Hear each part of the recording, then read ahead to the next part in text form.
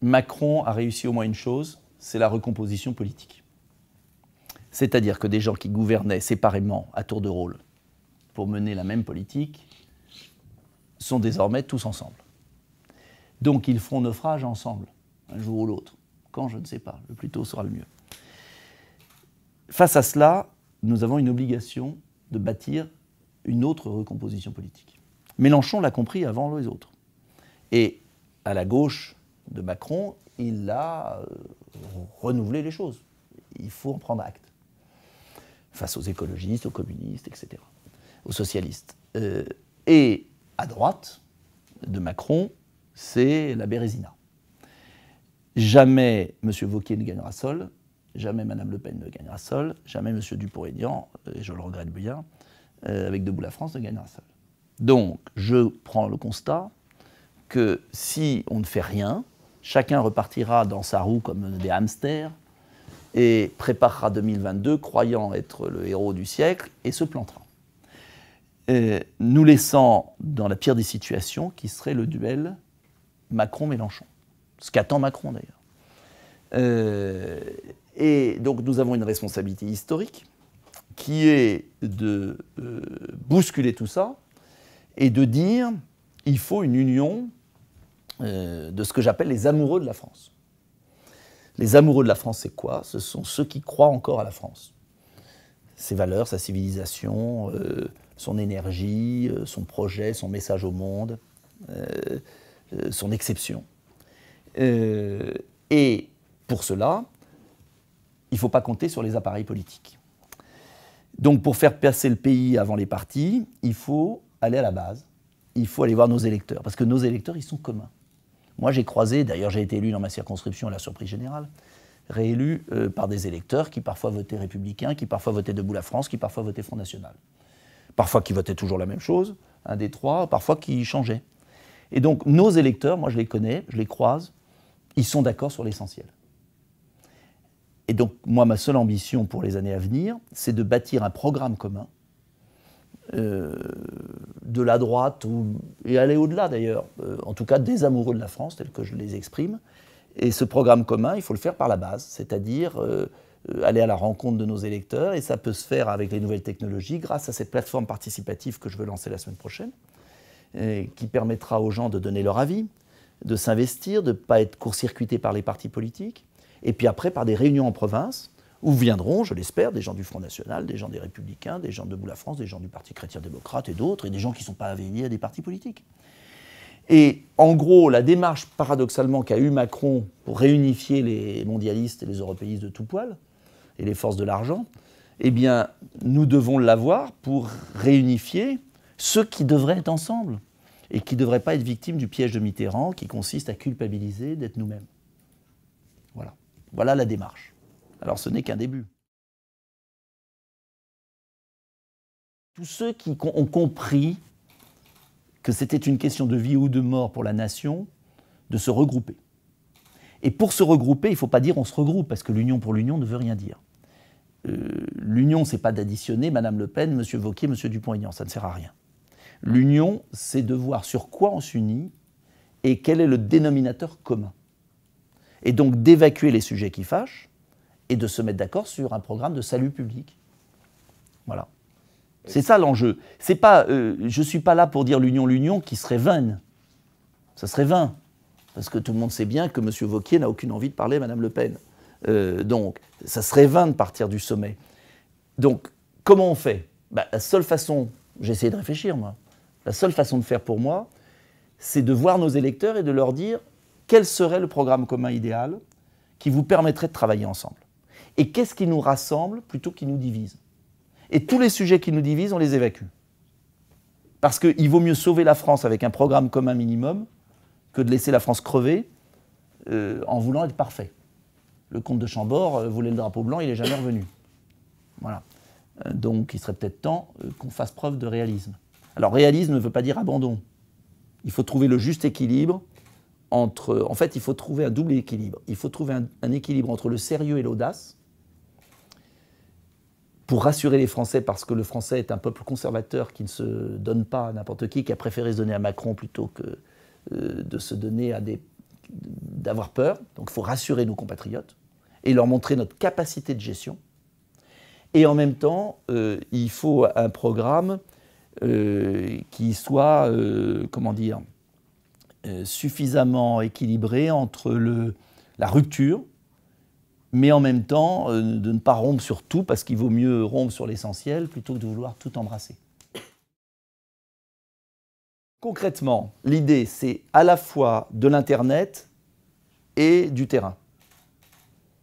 L'Internet à travers la plateforme participative, avec des sondages, des questionnaires, de l'interactif, et puis le terrain avec des réunions publiques dans toute la France qui devront émerger. Voilà. Nous, en fait, moi, c'est de donner une boîte à outils. C'est pas de me l'approprier, surtout pas. Parce que si on commence à s'approprier M. Dupont-Aignan, Mme X ou M. X, c'est foutu parce qu'on se dira, ah bah c'est l'outil. La question de 2022 ne se pose pas maintenant et ne peut pas se poser. Parce qu'elle n'a aucun sens. La société a changé, ce qu'on n'a pas compris assez, nous-mêmes même.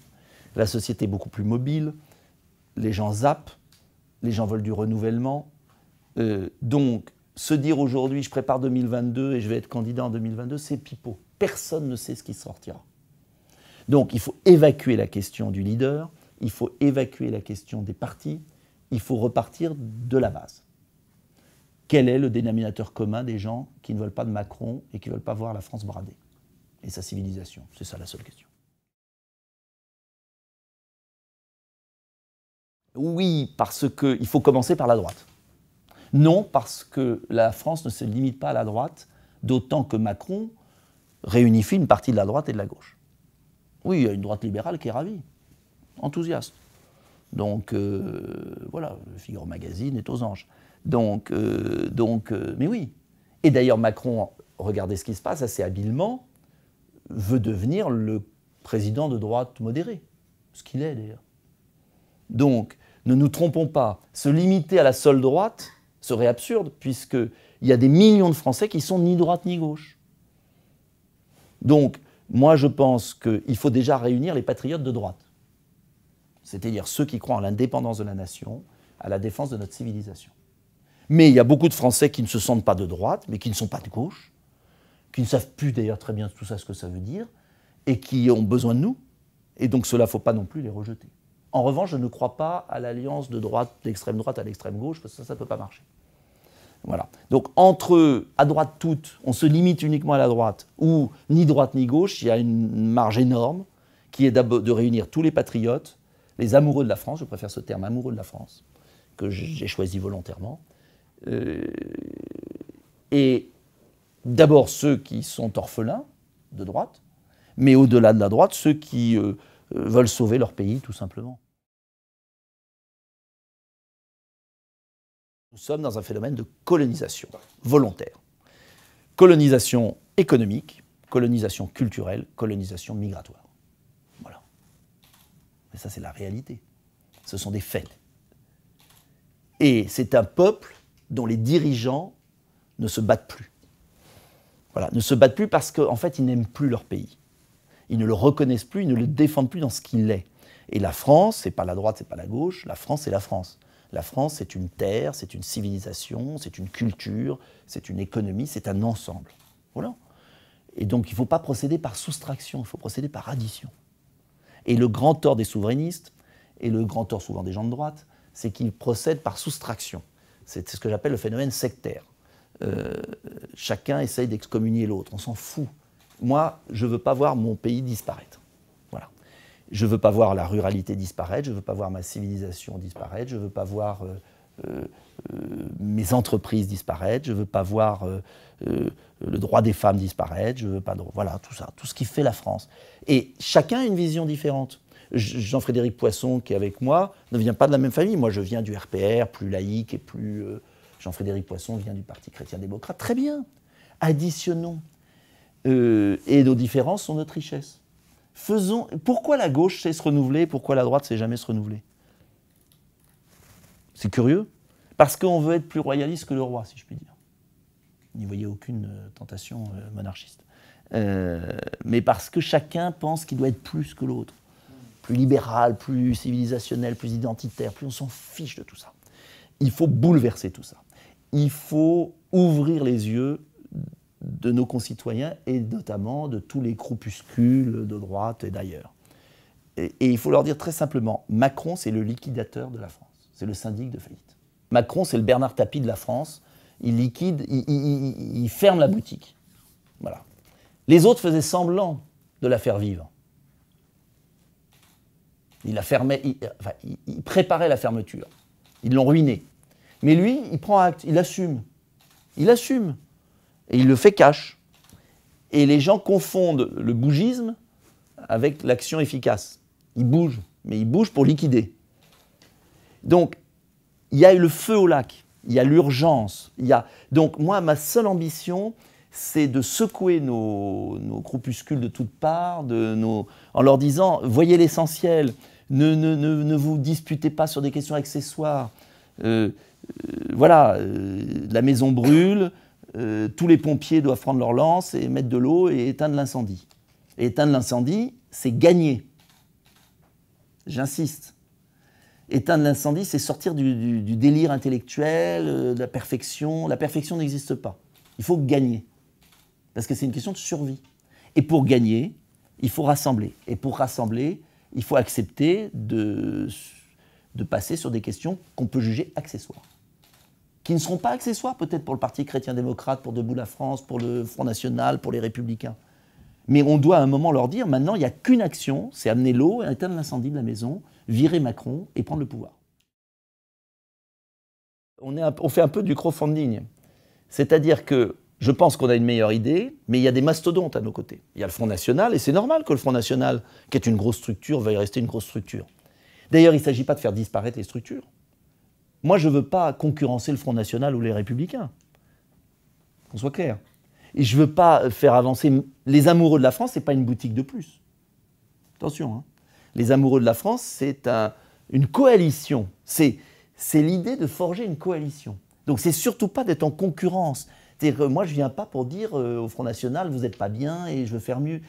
Ou je viens pour leur dire, si vous continuez à être que dans votre couloir, vous prenez une responsabilité historique d'amener à une nouvelle défaite en 2022. Et je pense que les gens sur le terrain comprennent ce discours. En tout cas, le peu que j'ai lancé déjà, ils comprennent. Parce qu'ils disent, mais oui, tiens, il n'a peut-être pas tort. Donc maintenant, il y a Mélenchon, il y a Macron, bâtissons le programme commun. Et parlons pas des personnalités, parlons des idées. D'abord, il faut réunifier les patriotes dits de droite.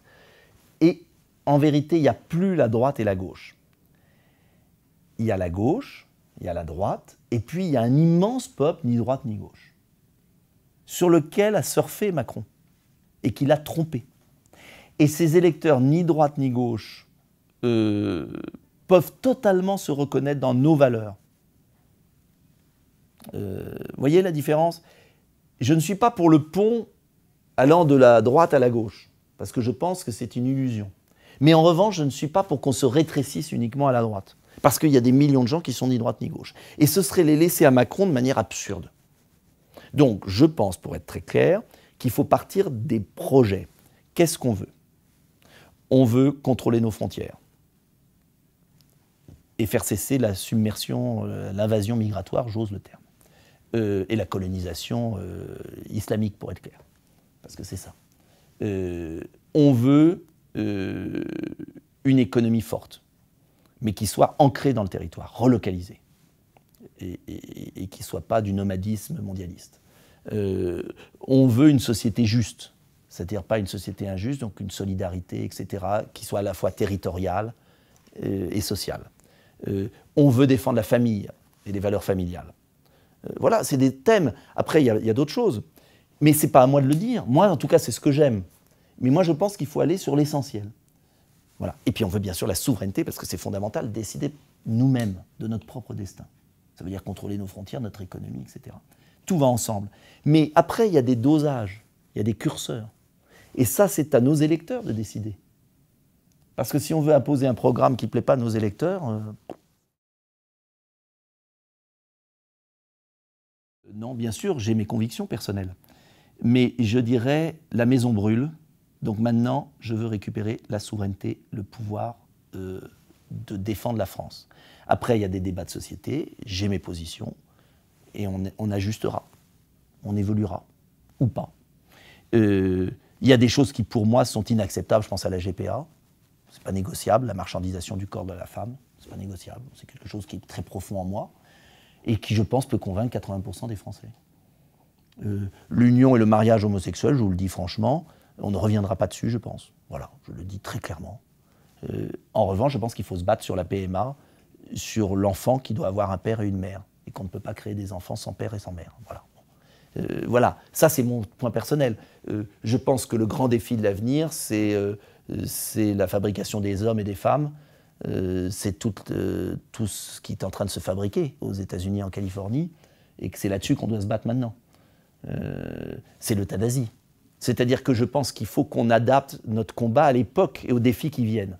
Et je pense qu'on doit arrêter d'avoir toujours un combat de retard et qu'on doit anticiper les combats de demain. Mais la ligne directrice, c'est quand même la défense de l'être humain, de la dignité humaine. Et ça, c'est une majorité de Français, je suis convaincu là-dessus. Voilà. D'abord, il faut bien poser le problème. Il y a un problème d'immigration, et puis il y a un problème, après, de laïcité, si je puis dire, et de communautarisme. Vous pouvez avoir zéro immigration et beaucoup de communautarisme. Vous pouvez avoir de l'immigration et moins de communautarisme, et puis l'idéal, c'est d'avoir moins d'immigration, moins de communautarisme. C'est ça l'objectif. Et après, justement, c'est là où ça va être passionnant, de voir les mesures que les Français veulent prendre, et partir de la base, sur des mesures fortes. Voilà. Les signes ostentatoires de religion, le fonctionnement du culte musulman, le contrôle des frontières, l'expulsion, le développement de l'Afrique, tout ça. Voilà. Moi, le programme, j'en ai eu un. Hein. J'ai été candidat au premier tour. Donc je connais mon programme. Mais moi, je ne suis pas là pour plaquer mon programme. Ça ne sert à rien. Je suis là pour qu'on oblige nos électeurs à aller à l'essentiel. Et ensuite, qu'on oblige les appareils politiques à aller à l'essentiel pour présenter un front uni, une coalition de gouvernement. Et que cette coalition de gouvernement gagne les élections. Parce que tout passera par le programme commun. C'est ce qui permettra de faire l'union. Je suis convaincu que ce n'est pas le programme qu'on fera l'union, parce qu'on ne le fera pas dans un système présidentiel où l'élection présidentielle perturbe tout, personnalise tout, antagonise tout. S'il y a 3 candidats, comme il y a eu là, c'est-à-dire moi, Le Pen et Wauquiez, c'est fini. Hein. Je suis totalement pour le système présidentiel parce que je pense que c'est le meilleur système malgré tout. Mais pour autant, Macron s'est organisé. Le système s'est organisé. Le système, il n'a pas fait de détails. Hein. Il a voulu sauver le système. Le système, il a vu qu'il était en danger. Il a vu que le peuple français avait voté non en 2005. Il a vu que l'Europe était contestée par les peuples. Il a vu qu'il y avait une montée des protestations. Il a vu Trump élu. Il a vu le Brexit. Le système, il a trouvé un type jeune, beau, dynamique, pour sauver le système, point. Et il ne s'est pas emmerdé avec les socialistes, les libéraux et tout. Ils ont été à l'essentiel. Et ils ont fait de la politique et ils ont gagné. Mélenchon, il ne s'est pas emmerdé avec les écolos, les communistes, les machins. Il y est allé. Et nous, chacun son petit machin, son petit truc. Il y a un moment, il faut être lucide. Hein. Mon seul boulot, c'est de me dire, faisons ce programme commun minimum. C'est la base de survie du pays. Et virons Macron, évitons Mélenchon. Oui, parce que, attendez, vous pouvez avoir un Mélenchon qui gagne à la fin. Hein. Et oui, non, mais je pense que les gens ne réalisent absolument pas ce qui est en train de se produire. Vous pouvez avoir une France à feu et à sang. Voilà, j'ai le sentiment, moi je vous parle très clairement, j'ai le sentiment, quand je vois mes amis des cercles, différents cercles, des partis, qu'ils n'ont pas du tout compris ce qui se passait, ce que la recomposition de Macron voulait dire. Et c'est exactement comme en 1958, il y en a très peu qui ont compris l'importance en 1962 de l'élection au suffrage universel. Mitterrand l'a compris, mais les autres n'avaient pas compris. Ils restaient sur leur truc. Donc, je pense que le choc Macron est de même nature que l'élection au suffrage universel de 1962. Et que donc ça nous oblige à changer. J'ajoute, dernier point, qu'il ne faut pas oublier l'évolution, malheureusement, de la société française, le poids du zapping, la déculturation, l'évolution du monde. J'étais aux États-Unis il y a quelques jours pour voir certaines choses, notamment d'innovation technologique, sur l'intelligence artificielle, sur tout ça. C'est absolument incroyable ce qui est en train de se produire. Et nous sommes totalement largués. L'Europe, totalement larguée. Donc je parlais de colonisation scientifique, j'oubliais. Hein, donc voilà. Donc il y a un aggiornamento culturel et politique fondamental à faire. Enfin, vraiment. Marine Le Pen a compris certaines choses. Philippot est parti, peut-être, enfin j'ose espérer, je ne sais pas, enfin, où elle donne l'impression d'avoir compris certaines choses, on verra. Donc il y a peut-être des ferments d'évolution. De l'autre côté, Wauquiez n'est quand même pas Pécresse ni Bertrand, même si pour l'instant il prend des positions martiales en refusant de discuter avec tout le monde. Mais idéologiquement, en tout cas, il fait peut-être semblant aussi, mais il fait semblant d'avoir compris. Pour autant, ni Marine Le Pen ni Wauquiez sont très clairs. Donc, l'initiative que je prends n'est pas contre eux, ou contre ces partis, contre leurs militants, pas du tout. L'initiative que je prends, c'est plutôt au contraire de les pousser dans leur retranchement. Est-ce qu'ils veulent continuer dans leur couloir, ou est-ce qu'ils veulent vraiment changer les choses? C'est ça l'enjeu.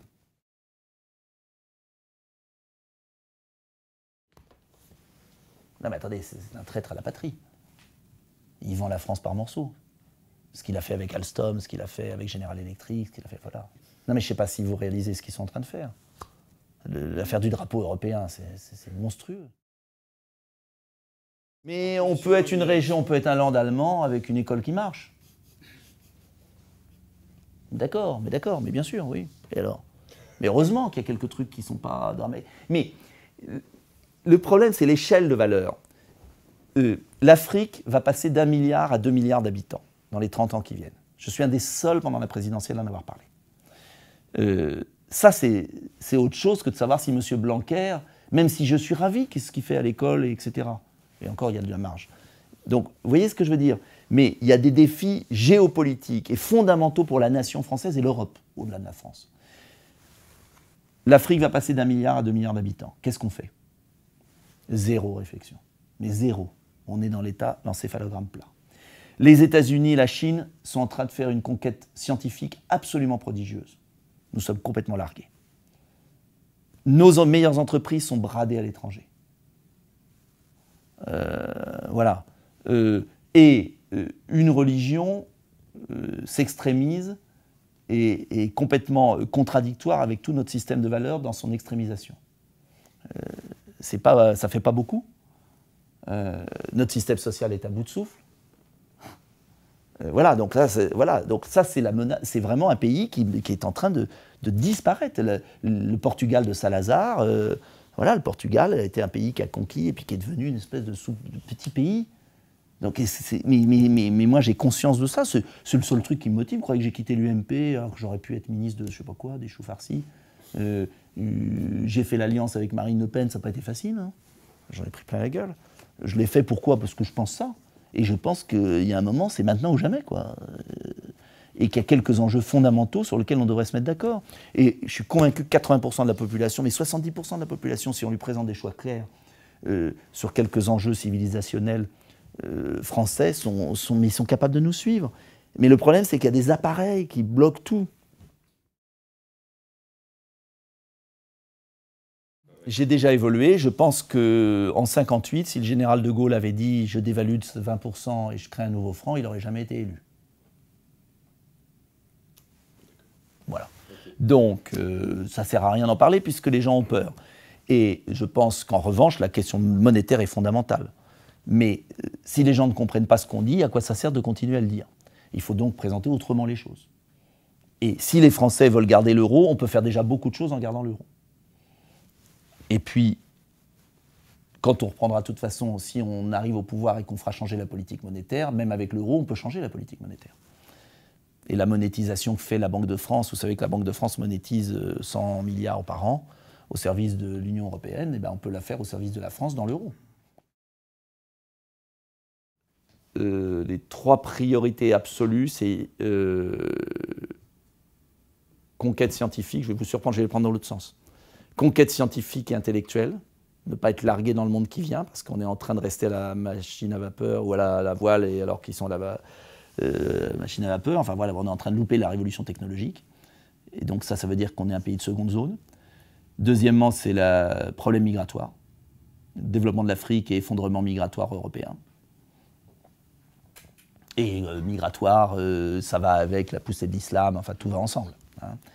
Et puis le troisième point fondamental, c'est le dynamisme économique, c'est-à-dire avoir une société de responsabilité qui permette de dynamiser l'économie, de récompenser le travail tout en ayant une solidarité correcte. Voilà. C'est-à-dire de revoir notre système économique et social dans une espèce de justice solidaire. Et dedans, je mets la famille, parce que la famille est un élément clé de ce fonctionnement. Voilà. Donc je dirais 4 éléments, parce que la famille est le 4e. Pour moi, la famille est le 4e, en fait, beaucoup plus important que je ne le pensais à un moment. J'ai évolué là-dessus. Voilà.